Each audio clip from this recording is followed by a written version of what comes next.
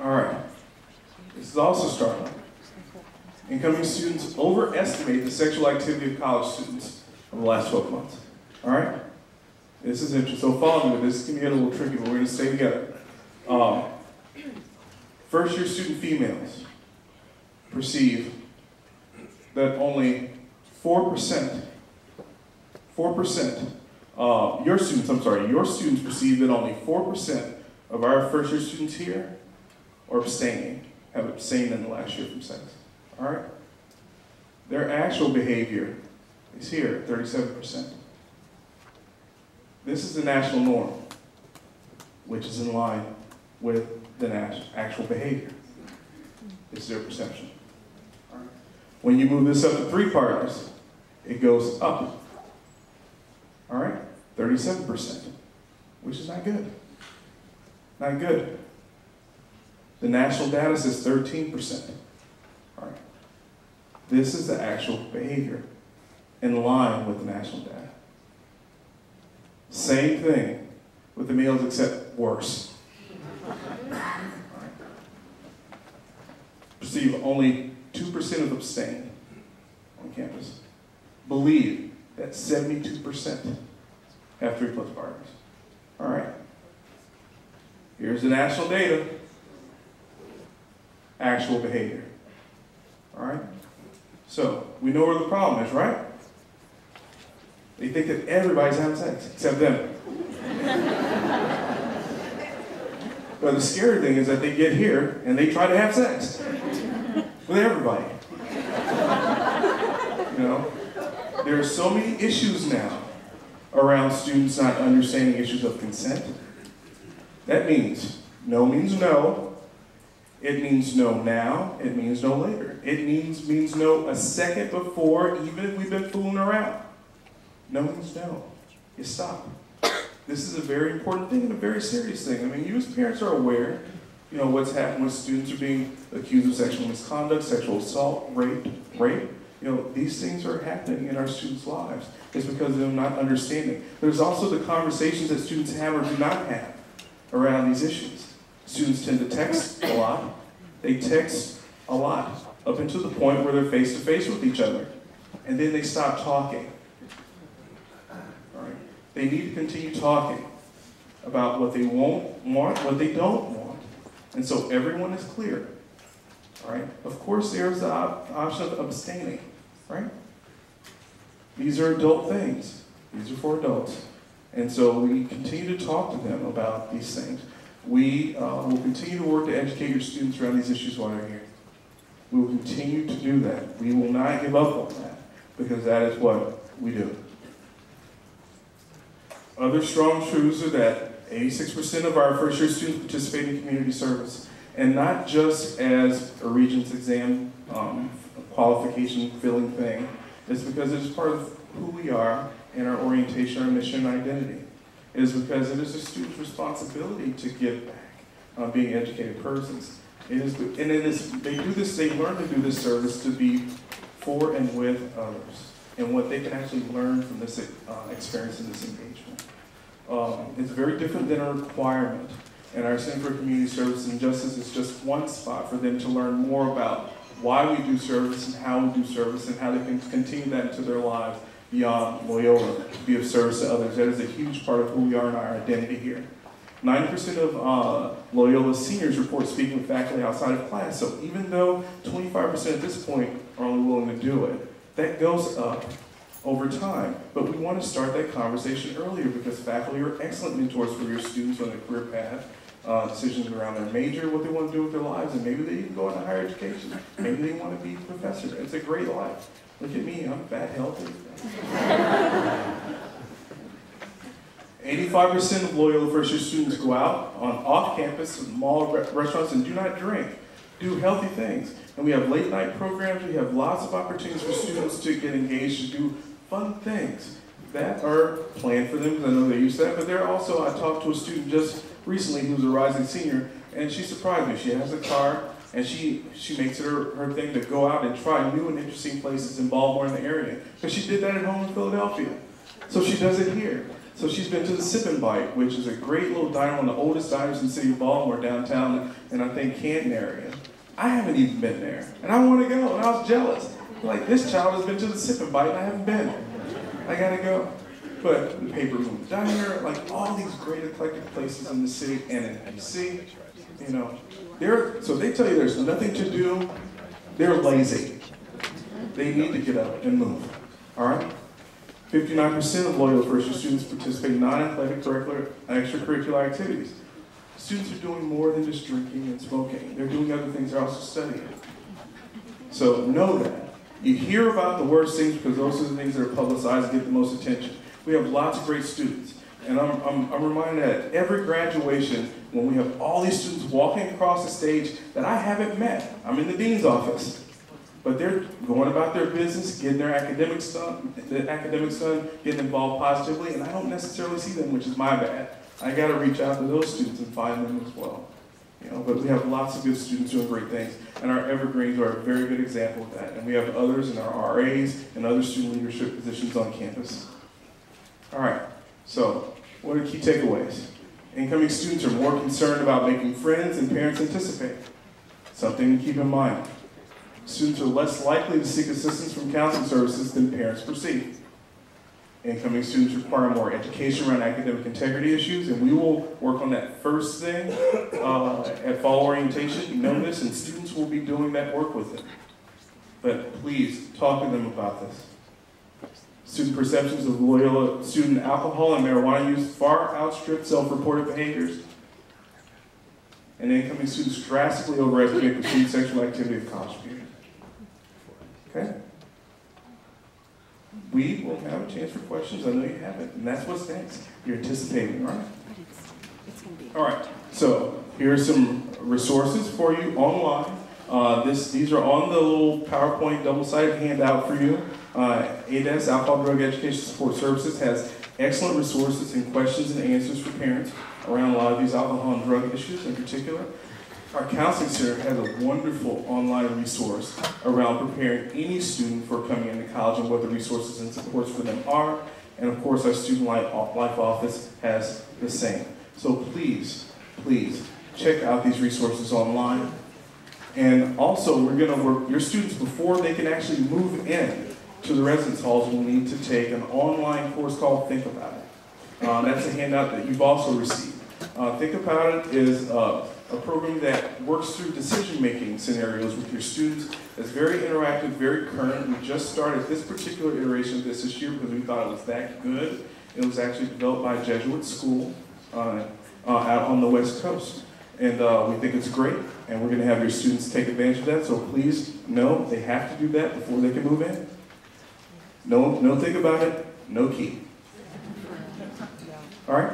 And so now we're actually going to bring up our administrative panel, Dr. Christina Spearman, Director of Student Life, Lieutenant Colonel Timothy Fox, our Director of Public Safety, Dr. Lona McGinnis, our Dean of First-Year Students and Academic Programs, and our wonderful evergreens are going to line the stage to be able to answer some of your most burning questions. And what we're going to have is some mic runners in the aisle over here, in the middle, and back here somewhere. Yes. And we'll be able to get a mic to you, so raise your hand, and we'll be able to get a mic, and we'll be able to have a conversation for a while. And then at the end, we'll bring up Father Name to do some wrap up with you. Okay? So, who has the first question? Right here. Really easy one. When is the last class before Thanksgiving break? Is it on Wednesday or Tuesday? Oh, that's an easy one, right? I'll get back to you. We'll get back to you. We're going to actually send you to the website for that. It's on the magnet in your folder. Yeah, it's on the magnet? It's Tuesday. But we can also get you to a web page that has an academic calendar that'll tell you that. It's Tuesday. The halls close that next morning. Okay, I'm going to get someplace where I can actually see people raising their hand. Down here. Oh, can you wait for the microphone there? Did the students see that the results of that survey? Yes, they did. This morning, Jeff Norbert, who's director of Office of Student Engagement, went over this data with them. Jeff? Yeah. How did they respond? Surprising. There's some chuckles. They weren't surprised about the differences between parent perception, but I would say there were some. Thank you. There was some concern among them about the differences about perception and reality, and then they actually went and had further small group conversation with our administrators from student development. So the exact slides you saw, they got the handout and had the presentation tweaked for them, but the same data, they saw it as well. Okay, good. Questions? All right, here, then we're going to go over here. Yes? So for the students who, one of the issues was they won't seek out the counseling, they'll go to their parents first. So, hypothetically, if you're having trouble with a roommate, where do the RAs fit into that? And what are the repercussions for the students to going to the RAs? Like, I think part of the problem with them not going is that they're worried there'll be some repercussion for that, either for the person that they're not getting along with or for themselves. So how do you translate that, and how does that whole system work? So we have a couple of people. We have Dr. Spearman answering. We have actually Dr. Cook chime in too. I would say that we have a lot of staff that are prepared to help with those type of scenarios, and there's some things that students are going to do that will hopefully help them avoid some of those conflicts, and one of those is a roommate agreement. So all first-year students are going to complete a roommate agreement, and they're going to do that with their RAs being a part of that process. And we ask that they really think about what they write and talk about in that roommate agreement. It's designed to get them thinking about living with people. Even if they've chosen a roommate, which about 30% of students do, or if they're matched by us through our system, we find that it really doesn't matter who does the choosing. If they don't communicate, they're going to have some issues. So the roommate agreement is designed to facilitate communication about the type of environment that they want in their room, the things they need when they're studying, the way that they're going to keep it neat, the responsibilities that each have with guests. So that's a good thing they can do proactively, and we ask that students really take that seriously and think about living with someone, as most of them have not shared a space with someone before. And sometimes the things that we enjoy about our friends are not the things that we enjoy about someone that we're sharing a living space with. So the RA is a part of that process. Then the RA is really that first level that a student can go and talk to when they're having concerns or problems with their roommate. And sometimes that's just a conversation that the student's saying, can you help me figure out how to bring this up? Because as Dr. Cole mentioned, we know that they're really an electronic communication is their thing, and that face-to-face conversation is sometimes very difficult. And I find they often don't want to sound mean or aggressive, and so I even work with them. My staff is trained to work with them on how to say some things. Like, when I bought the food, if you want some, please just ask me. I say that to students, say, does that sound mean or scary? And they say, no. I said, well, you just have to practice saying some of those things because you've never had to say them before. And so the RAs can help them with some of that skill building. Sometimes the RAs or grads will also come in and do a mediation or facilitate a conversation. And I've often found the repercussions are not negative because everyone's having the chance to be heard.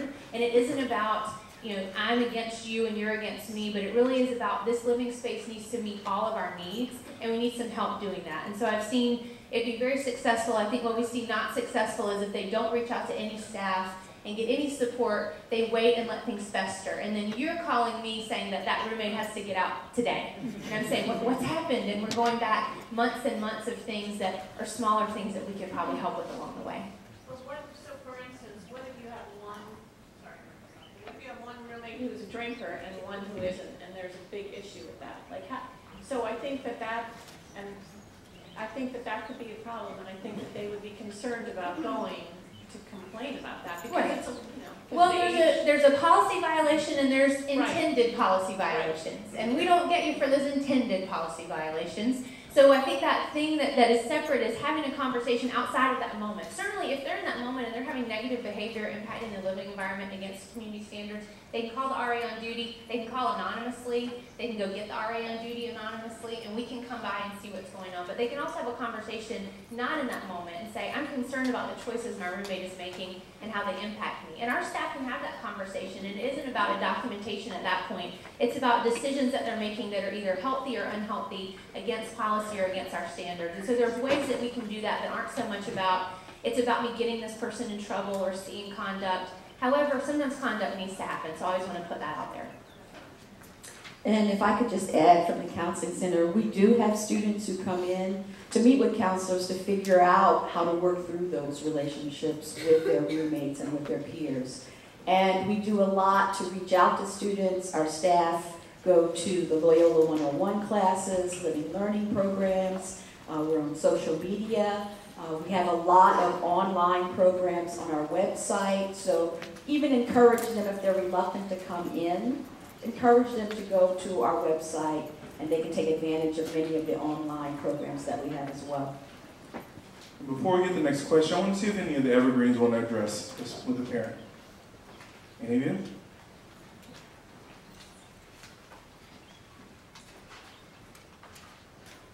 I found that it doesn't always have to be the counseling center or an RA that you go to talk to. I have another faculty member on staff at Loyola who, if I'm having a bad day or having an issue with someone, I can go and talk to them, and they can help me talk through my problems and work it out too. So it's most likely that your student will find someone on campus who they're comfortable with, be it a friend, a faculty member, a coach, and they will find that outlet that they can turn to if something does happen. Okay, excellent. Okay. Do you have a Good Samaritan law in Maryland? Yes, we do. Yes, and it applies across the board. It's just if you help someone out and they're sick and you've helped them out, if you're rendering some first aid or something like that, then you're helping as a good Samaritan, and then you can't be held liable if you make a mistake. Okay, right over here. I just wanted to know if the kids saw the skits that you guys did? They did. They saw them last night here, and then they had a chance to discuss that with their evergreen last evening, and then again this morning after they saw the data, they also discussed it with a member of the Student Development Division.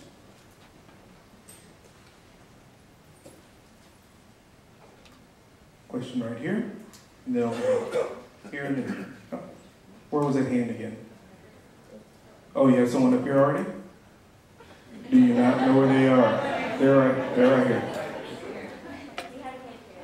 That's fine, go ahead. Give them the mic. Thank you very much. My son's an anti-smoking crusader. Is this a smoke-free campus? Or smoking not allowed at the dorms? How does that work? Smoking is not allowed in the residence halls. We do know that sometimes students do smoke, and there are places where they can smoke on campus, but not inside the residence halls. And one of the questions they answered this morning, some of them are still going in their housing registration, is whether they are a smoker or not a smoker, and that is a part of the matching process, because even though it's not allowed in the building, we know that there might be smells or other things that someone may not be able to live with medically or choose to live with, and so we don't allow smoking in the residence halls. Okay, right here, then over here. Okay. I guess essentially my question is, for an 18-year-old, life is good. You're at Loyola, you're enthusiastic, you're taking classes, meeting people, and there's not really a problem because, life is good. And how do you, how does Loyola encourage a self-check, like the reality of how good is it really, from the parent point of view? Are you meeting the academic expectations? How do you encourage them to self-check if they're not going to go to the counseling center? Because life is good. I'm happy. I'm living. I'm chilling. I'm happy. I'm going to my classes. I think I'm doing my homework. I don't have any grades yet. But how is there a self-check from someone else? Maybe I don't want to admit that. Hey, this 10-page syllabus, I didn't plan for it. So is there a self-check? I'll attempt to start on that. Well, the first thing is that we told you that 60% or more of our students are in first-year programs. So what that means is that they have a check-in weekly, whether it's with a faculty member or an administrator that's going to lay some eyes on them. For the other 33%, they also have faculty, and they have other interactions. And my experience has been when faculty realize something, even the students aren't realizing, they will say something. And they will also refer to us. Us meaning Student Development Division, and we have some help also from our Dean of First Year Students. She can speak some more to that. In terms of academics, we make sure that our core advisors, which for most students are teachers in one of their first year classes, meet with students very early in the semester in their offices privately within the first 3 weeks, and then they see them again a couple of weeks later to plan spring semester. And so anything that faculty learn that way, they either talk to the student about it, or they'll give me a call, or if it's a student life issue, they'll give student life a call. I would like to mention that at midterm time, which comes much earlier than we think, the second week in November, I track all of the midterm grades, and any student who has even one midterm deficiency gets a letter from my office, and that letter gets more and more, well, I make more and more suggestions depending on how many midterm grades are below a C. And I send that letter also to the advisor, and I recommend that a student go to a midterm deficiency workshop where we kind of sort out the problems, surface problems for them, and tell them how they can get specific help on an individual basis on everything from time management to test-taking anxiety, and we can assign them an individual professional advisor to help them throughout the semester. And students who take advantage of that generally do not end up on the probation list at the end of the semester. So it's kind of a team approach. I contact the students, I contact the advisors, and we all kind of talk. Over here. I had a question about health services, and specifically if a kid's very sick, but they're not sick enough that they need to come home, but they've got the flu. How do you handle sickness? Because I know they typically get run down, and that's not uncommon. Okay, Vicki Lynn, can you get her a mic, please? From our health center. So if a student is very ill, what we would do is we would give them a discharge summary that would have some recommendations for them.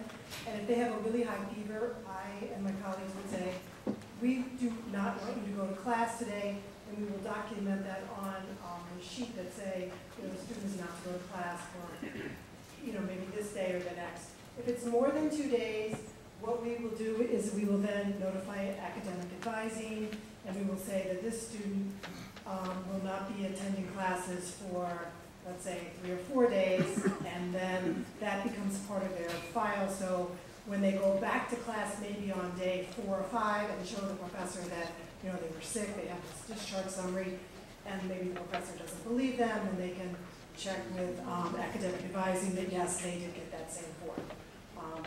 We definitely try to encourage the students to go to class unless they do have a really high fever, the flu, other contagious illnesses where they can't go to class. And in that case, let's say, for example, mono is a big issue that comes up. If I have a student who has mono, I always say to them, let's call your mom or dad. How are we going to handle this? You're going to stay at school, you're going to go home. And we really try to notify you. Because, again, it's going to be the first time they've ever been sick on their own. Thank you very much. But please have them get their flu shot. I'd like to say, too, that in the cases of extended absences that Vicki's talking about, mono or even something more serious, our office calls or emails each faculty member to alert them that the student is out and that we're aware of it and that it's against the student's best interest to be in class. And then if the absence is so extensive that the student needs assistance in getting caught up, then we work with our academic support staff to help provide tutoring or whatever else is necessary. Okay, we have a question over here first, and we're going to get a mic. Okay. When does the roommate agreement thing take place, and do they get to see what is contained in it prior to the time they sit down with the roommate? So generally we have students complete those roommate agreements within the first 3 weeks. We're making sure that they get copies of everything and that they look at it individually and can do some reflection before they do it as a room. Some will choose to do it with the RA present, some will choose to do it themselves, and then the RA will review it. To make sure that everyone has it written, it's okay under everything, because we know that it's not okay, and we need to think about what those parameters are. But the students receive a sheet to fill out where they're actually agreeing to things, but also a booklet that walks them through kind of the different areas of living with someone and things to think about. They do individually, then they come together as a room, and as I said, they can do that with the RA, or the RA will check in and make sure that it is done and we have it on file.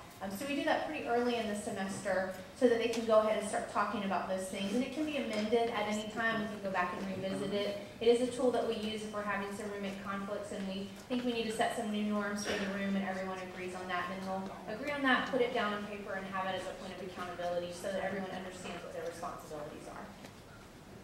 Okay, I have a question back here first, and then we're going to get a mic right there. Can you go ahead and give them a mic? We're going to get questions. Yes, I actually have 3 questions. 3 questions? Yes. The first one should be really simple. Are students allowed cars on campus? And when? Yes, sophomore, junior, and senior year. The second question has to do with lockdown procedures. I know that you have a campus-wide texting, and I know that the parents can be hooked into that as well. Are the students drilled for lockdowns? And do they know the procedure? We do exercises twice a year, either with the city or with internal tabletop exercises, and that's where we go through our processes. A lot of our evacuation drills, lockdown drills, are very similar to the evacuations that we get to practice quite regularly with fire drills, and so we kind of connect that a little bit with that. But we are going to do an active shooter training session at the beginning of in September, and all faculty, staff, administrators, and students will see some part of that as part of our kind of response to that crazy action that could happen. Thank you. And my last question, which I'm not anticipating happening at all, but should there be an incident where a student needs to be taken to a local hospital because of alcohol poisoning or whatever, because of HIPAA laws and such, are the parents notified about that? So my staff, if a student needs to be transported for a serious medical issue, but typically let's talk specifically about an alcohol transport, which is a very low number, thankfully. We have 14 to 15 over a whole year, which is very, very low for our student population. My staff is going to escort the student, so generally the graduate student on call is going to go with the student, and we are going to call you as soon as we know. Because at that point, yes, they're going to a medical facility, but we're not medical professionals, and we're calling under FERPA, which says that there's a health and safety emergency. So we're going to call in that moment, whenever that moment is, and give the update, and my staff's going to remain at the hospital, and on that phone call, we're going to ask you to come. We're going to say that someone's got to come and get the student from the hospital and then meet with us the next day. The reason we do that for several reasons. One is that we are communicating to the student that their actions impact not just them, but a community of people, including their family. And we know that it can be a hardship to come. We acknowledge that.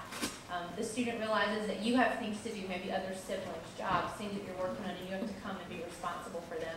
We do that so that we can all come together face to face at a table and say that this behavior is not acceptable. Because we never want to normalize a transport and say it's just a bad night or you just had a little too much. It's very different if you need medical attention, and we don't want to normalize that, and we want to be able to sit down as the people that are committing to the student's educational journey and to their success and say, these are the expectations we all have, and this is what we're going to expect you to do moving forward, and to reiterate that we care, and that this is what we're going to do to support that student. And I just want to talk, if the student is in the health center and they are, something that we can't take care of in the health center, and we're going to call an ambulance, or we're going to send them to the hospital, we will call you. Even if they're over 18, we're going to call you and say, so-and-so is going to the hospital. If they're a first-year student, somebody from Student Life will go with them or will meet them in the hospital. Okay. Question back here? Yes, Colonel Fox. Does the briefing the orientation briefing for the students, does that include off-campus, briefing about off-campus areas to possibly avoid or high crime areas, and things that they should be aware of? Yes to all of that. We do talk about areas that a lot of our students frequent, and we talk about there's some areas to avoid and or not avoid, and just to be to keep in mind the good measures that we want to kind of carry the whole time on. Our biggest thing that we try and stress to the students is, you know, earbuds, telephones, cell phones, always in your ears, you know, every minute of the day doesn't give you a very good situational awareness, and so we try and drive that home too. But we do a little briefing on certain areas that are a little more challenging to negotiate than others. Okay. I have one more question before we bring following name down to wrap up. Right over here. Getting back to the health, do you have a doctor on staff to prescribe antibiotics if they need it? Or? Yes, we have a physician who is not there every day, but always available by phone. Sorry. Yes, we have a physician who is available. They're there 2 or 3 days a week, but always available by phone. We have, we can do some procedures in our office, such as strep tests, flu tests, minor testing like that. And we also have a pharmacy in our health center where, let's say we do a strep test, it's positive for strep, then we have an antibiotics there. Now we don't accept health insurance because we're very small, we don't have a huge staff, but the costs are very minimal. They can usually put it on their Evergreen card.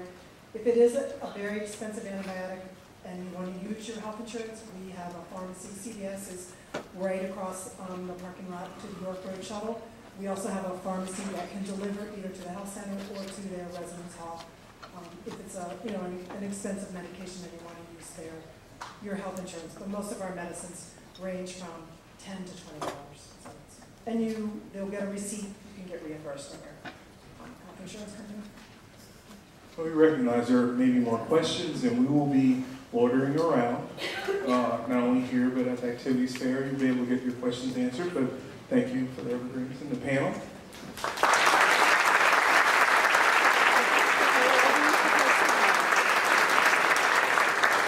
Father Brian Lene, our president, to do the wrap-up.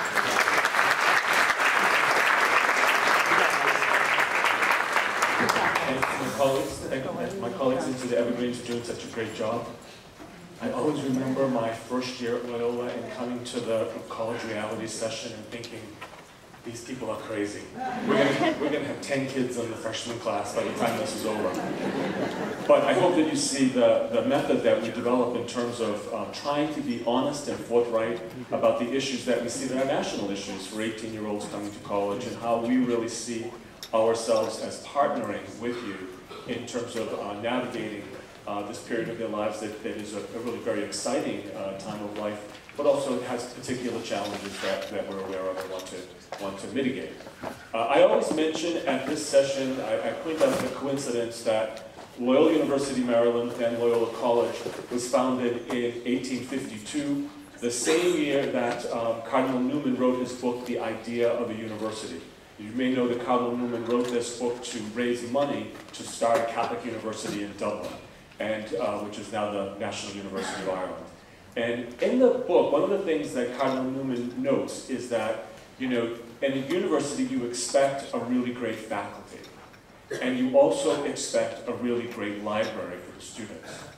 But that he was willing to open a university without those things if necessary, because he thought that if bright young people, and of course in his time in 1852 he was thinking of bright young men, came together in a safe place with good heat and enough to eat, they would educate themselves, because they were coming with the sorts of questions about the meaning of life and the nature of the world and so forth, that they would educate themselves. Well, we have a really great library and we have outstanding faculty, but I still think that dynamic of self-education takes place in the lives of the students. Because when you think about it, the students will generally have between 15 and 20 contact hours with their professors each week.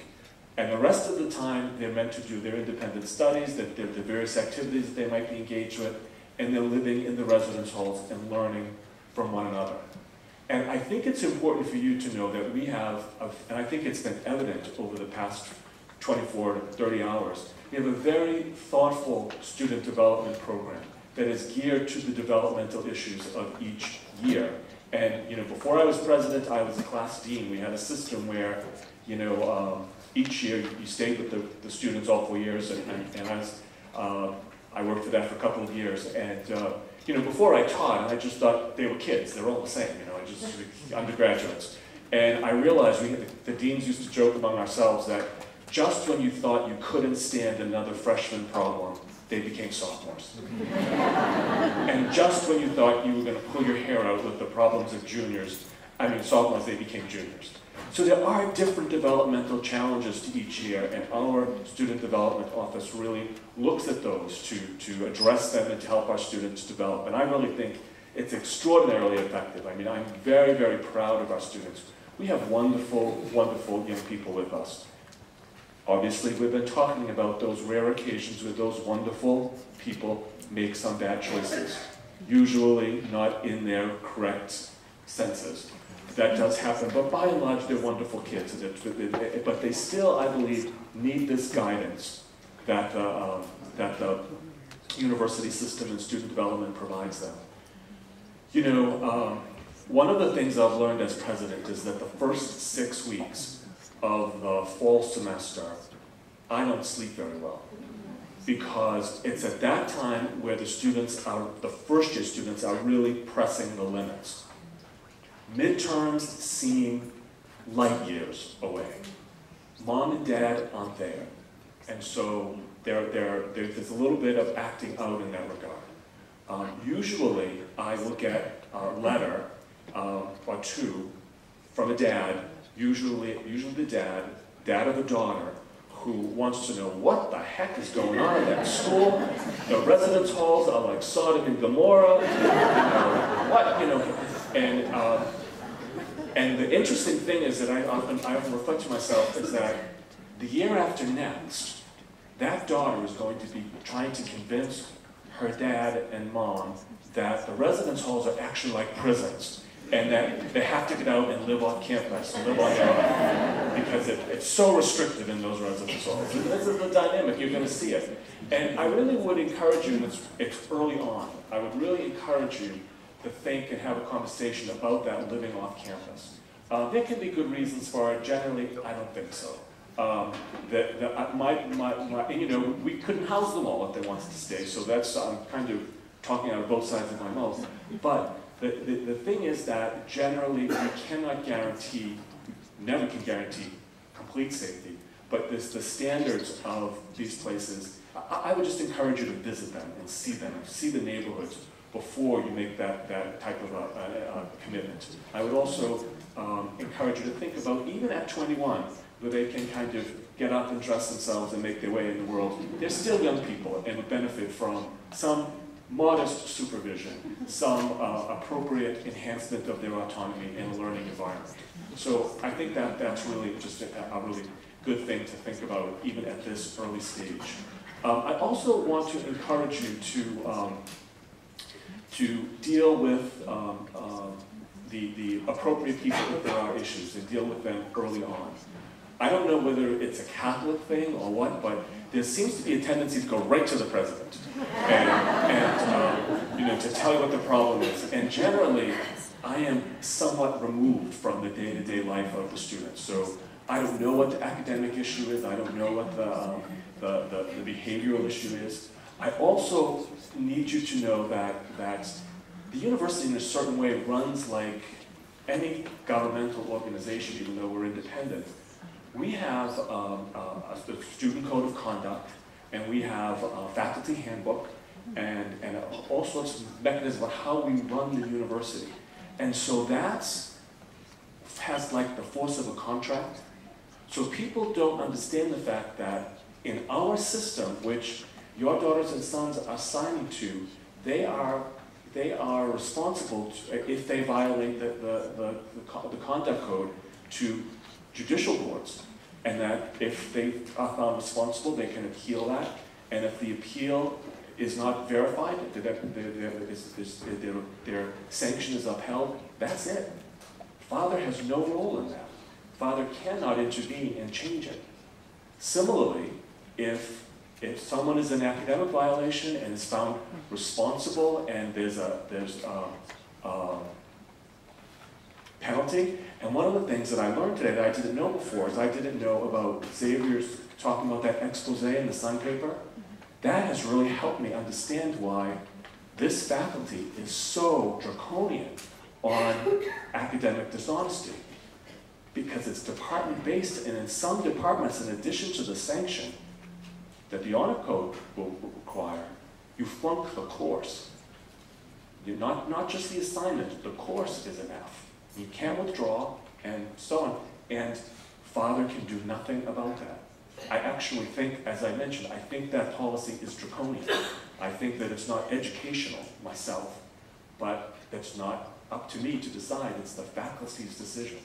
So I encourage you to work with Dr. McGinnis on academic issues, Dr. Spearman on residence life issues. I also really encourage you to always remember, and I know this is difficult because if there is an issue, I mean, your child is probably very upset, maybe in tears. But remember, you are always only hearing one side of the story. I cannot tell you how many letters I have gotten, how many parents want to scream at me, not knowing the full story. But when you get the full story, and often you can't even tell it because of privacy violations, it's broader than that. I've always found a better way, rather than coming in with both guns, both barrels shooting, is to say, can you help me understand what's going on? My daughter has told me this, and it doesn't seem to make sense. I mean, much better than saying, you're a lousy priest, you're a lousy school, and I've gotten it. I've gotten it. I mean, I used to, when I first was president, when parents were upset, they'd want to meet with me, and I would meet with them. And then I realized all they do is yell at me. And I can't yell back. I try not to. So that it's not really productive. So we deal with this at the level where it's most productive, and that's with the academic affairs. The decisions of the Vice President for Academic Affairs are final, and the decision of the conduct boards are final. So I think it's really very important to keep that in mind. I often, in this session, one of the things that I worried about, and have mentioned that, I say, like, all of this stuff about perceptions of sexual activity and drinking and marijuana use and everything. What is a Catholic school? The priest running it? How does this happen? And I like to tell the story. I have the custom. It's really a very nice custom that once a month I have dinner with a group of 8 seniors, randomly selected, and a co-host. And so at my house, it's a formal sit-down, serve dinner, and we have great conversation. It's really one of the most fun things I do. And you learn a lot in those conversations. Not always things that you want to learn, really. And I like to tell the story of one time we had this dinner, and I always ask the students if there was one thing that they could change in their experience of Loyola, what would it be? So I'm sitting at the end of the table. There's a young woman to my right and to my left, and the young woman to my right. So I'll tell you one thing that really sucked.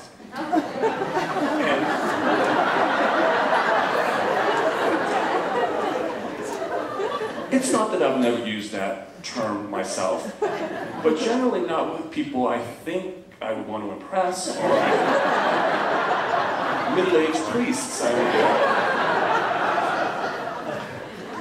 What really sucked was that there was a mistake in the computer system that assigned rooms when they were rising seniors, and that year, the most popular rooms were double booked. It was a mistake in the glitch in the computer system, which really does stink, I would say. I felt for her. And she said, I had the smallest room that I had all 4 years at Loyola. My room was so small that my roommate and I had to have bunk beds. And you can imagine how my boyfriend liked it when he sat up in bed and hit his head.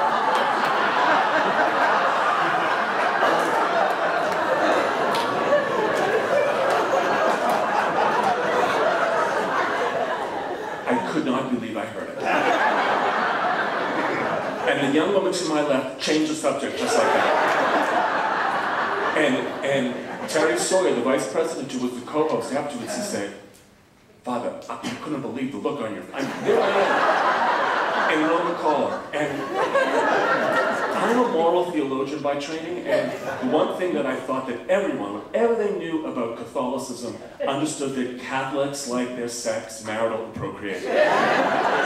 So that this is not information that you would probably quickly share with a priest. In moral theology, we would refer to that young woman's statement as evidence of invincible ignorance. She had no idea that that information would be unwelcome to someone like me as university president and as a Catholic priest. So that's sort of kind of what we're dealing with in a lot of ways, that they don't really even think about, you know, these sorts of questions. Aside from the fact that this is strictly against the university's rules, that cohabitation is not allowed, that she's telling the boss, as it were, that, you know. So again, this is, I often talk about, in many ways, our work is evangelical in that we really have to help the kids come along to understand some of these issues that haven't been discussed before and to kind of give them that sort of educational background. And this sort of is what is coming to us. You know, as I often joke that, you know, in that first 6 weeks, if you're over there by the first-year dormitories, Butler, Hammerin, Flannery O'Connor, at 9 o'clock, 9:30 on a Friday night or Saturday night, they're all heading out, and they all have, the women all look like extras in Sex and the City, and the men all look like unmade beds. I don't know, but you know, they did not get those little black mini skirts in the bookstore. They got them at home. And so, you know, this is sort of trying to work with what, and as we see in the statistics, what the environment is, and we really try, as I've said, and I mean this most sincerely, in all of my communication to you in the process of application, we take character very seriously. We are not agnostic about it. We expect our students to develop as ethical leaders, and we hold them to the very highest standards as we try to hold ourselves in the example that we give. So I hope these days have been helpful to you and been productive. I hope that you really will take the opportunity to have the sorts of discussions that we suggest, that are not always easy, but that really are fruitful. Again, you know, I was a deacon in California, in the Northern California. I did my theological studies in Berkeley, California, and I was a deacon in 1985. And so the AIDS epidemic was rampant at that time. We forget how it was a total death sentence. And in one of my homilies, I referred to AIDS. And afterward, this woman came up to me and she said, "Father, my deacon, my brother has AIDS, and it's never once been mentioned in this church. And I feel like no one is interested and no one cares, and that I'm not free to speak about it." I never realized how my taking the active step to speak about it liberated her and others to speak. I think there's a similar opportunity with your sons and daughters to raise these sorts of questions about alcohol, about your own experience, about sexuality, in ways that will liberate and generate conversation. So I hope that you'll take this opportunity. That's certainly what we want. You know, we really want 4 years of great growth and happiness. We want them to get pleasure out of the way they're developing intellectually and personally. And we again, seriously consider that you are our partners in this. You are welcome on this campus. You gotta tie the strings and everything, cut the strings, but you're always welcome. We're always eager to hear from you. And one of the ways that we're very eager to hear from you is your evaluation form. Very important, as I think you see, we're kind of a data-driven school, and we like to know the facts. And so what you liked, what you didn't like, what worked, what you want more of, what you want less of. We'd be very, very grateful if you took just a few minutes to fill out these forms and hand them in to Sarah Scalzo in the back, or anyone, any Evergreen, anyone will be very eager for your comments. So thank you so much for joining us. Have a very safe trip home and a great summer.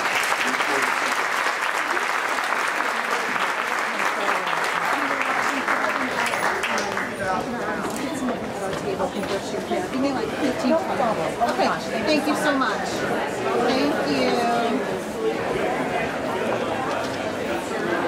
Thank you very much. We will get some extras at our Evergreen table up there.